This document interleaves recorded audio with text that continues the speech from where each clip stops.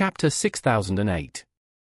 Once Steve successfully succeeds to the throne, the first thing he will do is consolidate his control over the entire family. The family's most core and most profitable business will inevitably be taken into his arms.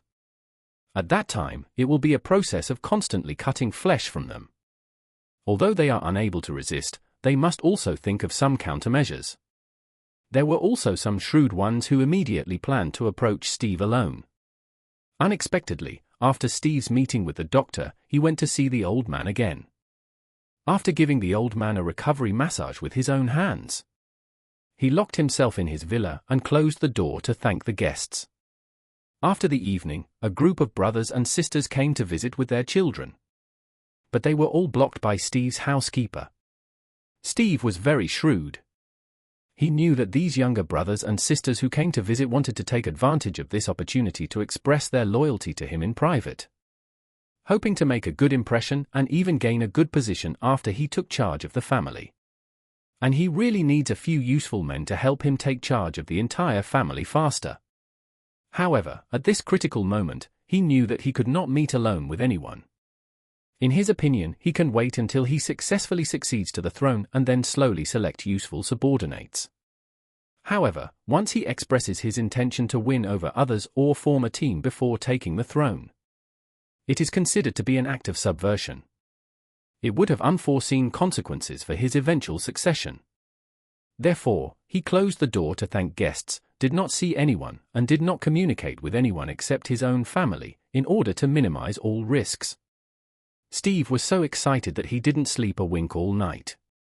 The next day before dawn, he got up quickly. After getting dressed and packed, he personally took a helicopter and set off toward Ottawa in the night. He planned to go to Canada in person to bring Helena to New York. In the early morning, Helena took a blood-dispersing and heart-saving pill that Charlie gave her and boarded the Rothschild family's helicopter. The reason why Charlie was relieved that Helena would go to New York alone was because the Rothschild family had unparalleled strength and influence in the United States.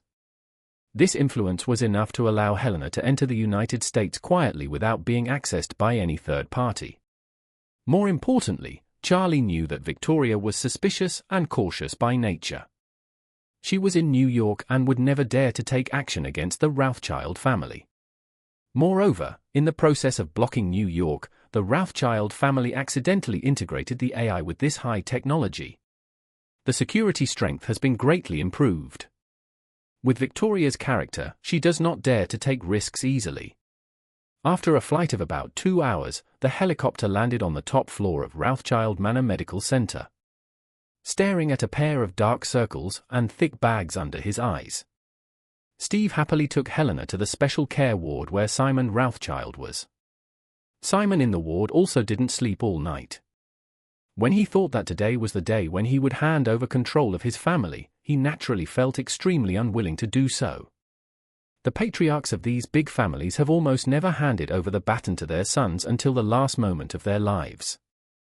If Simon hadn't suffered a stroke and his pride prevented him from showing himself like this, even if he was paralyzed and lying on the hospital bed, he would still be there and continue to run the family. Now, no matter how unwilling he is, he can only give up his position as the helm of the family to his eldest son Steve.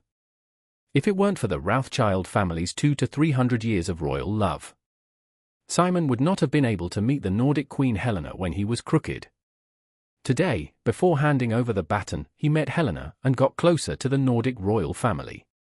The last thing he did for the family as the current patriarch of the Rothschild family was to build relationships and strive to integrate a royal bloodline into the Rothschild family. At this time, Simon, with the help of medical staff, had put on a neat and elegant top-notch suit and was half lying on the hospital bed waiting. When Steve brought Helena into the ward, Simon looked at the young, beautiful and dignified Helena in front of him and couldn't help but sigh in her heart. Royal blood may not be so outstanding in terms of making money, but the nobility in the heart is really very good. It's amazing if the Rothschild family can introduce such a bloodline. It will also bring shame to the descendants of the family. Rothschild knows that those celebrities in the entertainment industry are actually nothing special. They want money and no power. they just have good looks and good temperament. In terms of strength, they may not even be able to compare with a heir from a wealthy family. Can't help but these rich people just act like these entertainment stars. It's even more than just like super love, the kind of love that makes you want to die. After all, the Rothschild family's class is much better than that ordinary rich people. So what they love most is not the stars of the entertainment industry, but the royal family of the European aristocratic circle. When Helena saw Simon, an old man who almost controlled the most wealth in the world, she was not at all nervous. After all, she had seen the big world and knew that the power of absolute strength could not be compared with money. So in her eyes, Simon is a head shorter than Charlie.